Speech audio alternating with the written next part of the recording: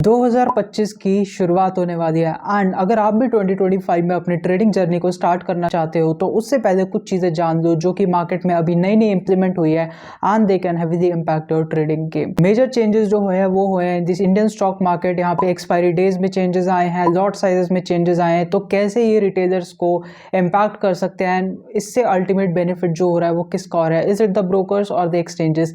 तो सब चीज़ों के बारे में हम इस वीडियो में डिस्कस करेंगे। So hey guys, this is mother from the finance school and without wasting any further second, let's jump to the discussion part. तो पिछले कुछ साल का अगर हम डेटा उठा के देखें तो हमें हर दिन एक्सपायरी विटनेस करने को मिल रही थी, be it from Monday to Friday. हर दिन किसी ना किसी इंडेक्स की एक्सपायरी थी।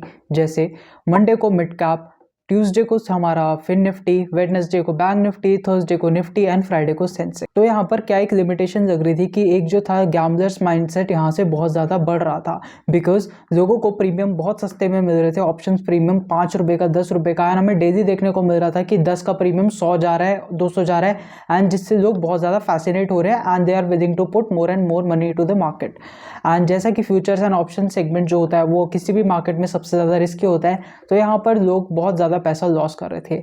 And according to SEBI's data, almost 95% of the traders are in loss. तो इससे हमें क्या देखने को मिला कि यहाँ पर majority of the people जो कि futures and options में अपना पैसा डाल रहे थे, they were being ended up in loss.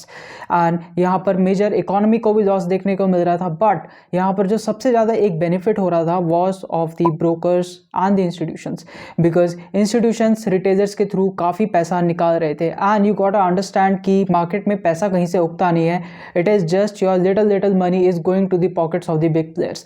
यहाँ पर जो भी हम छोटा लॉस कर रहे हैं वो सारा का सारा बड़े प्लेयर्स की जेब में जा रहा है। And the same was happening for a very long time. तो सेबी ने भी रियलाइज किया कि ये जो सस्ते प्रीमियम का कंसेप्ट है हमें इसे निकालना पड़ेगा। एंड व्हाट दे डिड, इन्होंने सारी की सारी वीकली एक्सपायरीज को शिफ्ट करके मंथली एक्सपायरी में कर दिया। एंड अब हमें देखने को मिल रहा है कि मेजर ऑफ द एक्सपायरीज जो इंडेक्सेस वगैरह की थी वो अब वीक से मंथ में शिफ्ट हो चुकी हैं। इसकी वजह से क्या है कि जो प्रीमियम हमें डेली एक्सपायरी में टाइम वैल्यू ऑफ मनी की वजह से सस्ते में देखने को मिल जाते थे, अब वो सारे के सारे मंथली में शिफ्ट हो गए, जिसकी वजह से हमें यहाँ पर जो प्रीमियम है वो महंगे देखने को मिलेंगे एंड ज़्यादातर लोग उसे अवॉइड करेंगे। Because way you were getting a premium for only 10 rupees, now you will be getting the same premium for 200-300 rupees, because वहाँ पर वो जो प्रीमियम है वो मंथली एक्सपायरी में शिफ्ट हो गया है and more the time value of money more expensive will be the premium. तो सेबी ने एडवाइस किया कि अब आप एक ही एक्सपायरी को वीकली रख सकते हो टू ऑल द एक्सचेंजेस। तो एनएसई ने डिसाइड किया कि वो निफ्टी की एक्सपायरी को वीकली रखेंगे एंड यहाँ पे बीएसई ने डिसाइड किया कि वो अपना सेंसेक्स के एक्सपायरी को यहाँ पर वीकली रखेंगे। एंड जो भी यहाँ पे बाकी इंडेक्सेस बच गए अदर देन निफ्टी और बैंक निफ्टी, उन सबको यहाँ पर मंथली पे शिफ्ट कर दिया गया। ये तो था हमारा फर्स्ट चेंज। सेकंड चेंज हमारा आया है लॉट साइज के चेंजेस पे। यहाँ पर निफ्टी के लॉट साइज को 25 से 75 पे शिफ्ट कर दिया, बैंक निफ्टी के लॉट साइज को 15 से उठा के 30 में कर दिया एंड यहाँ पे सेंसेक्स के लॉट साइज को उठा के 10 से 20 कर दिया। इसका एक एग्जांपल लेते हैं। मान लीजिए आपको पहले निफ्टी का एक लॉट खरीदने के लिए 10,000 रुपये देने पड़ते थे, तो अब आपको 30,000 देने पड़ेंगे, बिकॉज वहाँ पे लॉट साइज जो है वो तो ऑलमोस्ट 3x हो चुका है, विच इज़ 25 to 75।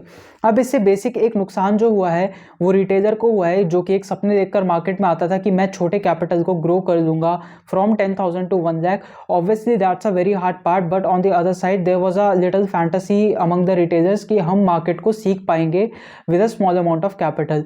बट अब प्रीमियम इतने महंगे होने की वजह से majority of the people will be out. तो बेसिकली यहाँ पे जो हमें सबसे बड़ा एक लूप होल देखने को मिला वो था कि there was a very sharp fall in the amount of volume of the exchanges. यहाँ पे बहुत ही शार्प वॉल्यूम का एक डाउनफॉल देखने को मिला in the derivative segment, because लोग जो मार्केट में आ रहे थे कि हमें प्रीमियम सस्ता मिल रहा है, अब उनको ज़्यादा पे करना पड़ रहा था to get the same amount of lots, because आपने यहाँ पे लॉट साइजेस भी बढ़ा दिए एंड आपने हर चीज़ यहाँ पे चेंज कर दी, जिसकी वजह से एक छोटा रिटेलर मार्केट में उसको एक एंट्री बैरियर फेस करना। लूप होल निकाला बिकॉज यहाँ से हर किसी को नुकसान हो रहा था, बीट एक्सचेंजेस, बिकॉज जब भी एक बंदा ट्रेड पंच करता है उसको एक एक्सचेंज टर्नओवर फीस देनी पड़ती है। देन गवर्नमेंट को भी यहाँ पे नुकसान देखने को मिला, क्योंकि वहाँ पे एसटीडी और जो भी आपको जीएसटी वगैरह पे करना पड़ता था वो भी वहाँ पे खत्म होने लगा इस डाउनफॉल के कारण। एंड ब्रोकर की ब्रोकरेज भी यहाँ पर जाने लगी। एंड यहाँ पे फिर एक जन्म होता है एक नए एक्सचेंज का, which is MSC, metropolitan stock exchange. SEBI के लूप होल को निकालकर यहाँ पे एक नया एक्सचेंज लॉन्च किया गया एंड जो इनकी फंडिंग करी गई थी guys, you will not believe, it is done by one of the two largest brokers which is Zerodha and grow. They have almost raised almost 240 crore जिनकी फंडिंग इस एक्सचेंज को दी गई है एंड ये एक्सचेंज अप्रूव भी हो चुका है एंड यहाँ पर जो इसकी एक्सपायरी है अब फ्राइडे को हुई करेगी एंड जो इंडेक्स का नाम है it is SX40। Basically it is the representative of the top 40 companies. तो यहाँ पर जैसे कि हमारा निफ्टी NSE का निफ्टी 50 है वो टॉप 50 कंपनीज को रिप्रेजेंट करता है, सेंसेक्स है, वैसे यहाँ पर SX40 भी आ गया। तो बेसिकली अब यहाँ पर 3 एक्सपायरीज होने लगेगी, जैसे कि यहाँ पे थर्सडे को निफ्टी की एक्सपायरी होने लगेगी, ट्यूसडे को यहाँ पर हमारी सेंसेक्स की एक्सपायरी देखने को मिलेगी which is a change, and then Friday को हमारे यहाँ पर SX40 की एक्सपायरी देखने को मिलेगी। तो बेसिकली अगर हम देखें तो यहाँ पर हमारी 60% जो है वो तो वीकली एक्सपायरी हो ही रही है, बिकॉज गवर्नमेंट भी चाहती है कि हमें किसी भी तरह का रेवेन्यू लॉस ना हो एंड मेरे को भी यहाँ पर यही लगता है कि SEBI is playing really smart and it is doing every move to trap the retailer. Because अब आप देखो यहाँ पर बेनिफिट जो हो रहा है वो हमारा यहाँ पर ब्रोकर का भी हो रहा है, एक्सचेंज का भी हो रहा है, गवर्नमेंट का भी हो रहा है, बिकॉज उनको तो रेवेन्यू मिल ही रहा है। आपने यहाँ पर ये बोला कि सारी एक्सपायरीज मंथली में शिफ्ट कर देंगे, बट अल्टीमेटली देखा जाए तो 3 दिन अभी भी एक्सपायरी हो रही है, ट्यूसडे, थर्सडे एंड फ्राइडे को। अब आगे जाके कुछ दिनों में कुछ और एक्सचेंजेस भी आ जाएंगे तो फिर एक्सपायरी 5 दिन होने लग जाएगी। तो basically what they have done, एक एंट्री बैरियर क्रिएट कर दिया towards the retailers and then ultimately वहाँ पे बेनिफिट अभी भी उन्हीं का ही हो रहा है, बिकॉज सेबी भी चाहता है कि यहाँ पर रिटेलर्स का लॉस ना हो एंड यहाँ पर दूसरी साइड में उनका भी लॉस ना हो, बिकॉज उनको सिर्फ फीस से मतलब है। They want to like brokers want to generate the brokerage, यहाँ पर एक्सचेंज भी किसी तरह का लॉस नहीं चाहता है in its revenue and government भी किसी भी तरह का GST एंड STD में यहाँ पर कोई भी कॉम्प्रोमाइज़ नहीं करना चाहती। Like every policy that governments bring down, तो यहाँ पर हमेशा से जो होता है रिटेलर्स का loss, B it any policy that governments bring, so still something similar is happening. So what do you guys think of the new policy which is proposed by SEBI, this MSCI index, क्योंकि 1 जनवरी से start होने वाला है। So what do you guys think, इससे ultimate जो benefit है वो किसका हो रहा है? Is it the retailer who is benefiting from it or it is the government or the brokers? Do share your comments in the comment section below. Also guys, if you have any feedback और आपको अगले किस topic पर video चाहिए तो आप बता दीजिएगा। So this was all from my side for this video and we'll meet up in the next one.